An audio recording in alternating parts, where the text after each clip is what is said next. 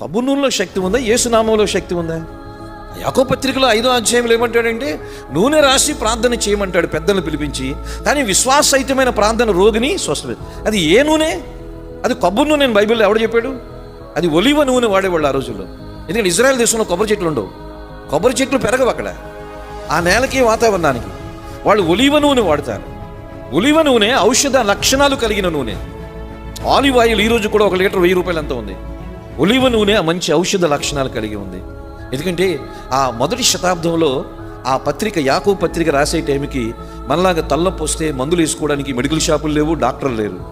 అందుకని వాళ్ళంతా ఆయుర్వేదం మీదే ఆధారపడేవాళ్ళు. ఆయుర్వేదం అంటే అర్థం ఏంటి? ప్రకృతి సిద్ధంగా వచ్చే మందుల మీదే వాడేవాళ్ళు. ఇస్కియా కూడా అంజూరపు మందును వాడమన్నాడు. ఎందుకు వాడమన్నాడు? ఆ రోజుల్లో మందులు లేవు, డాక్టర్లు లేవు కాబట్టి. తిమోతిని ఏం వాడమన్నాడు? మొదటి తిమోతి 5వ అధ్యాయంలో ద్రాక్షారసం వాడమన్నాడు, కడుపు జబ్బు నిమిత్తం. ఎందుకంటే మందులు లేవు కాబట్టి.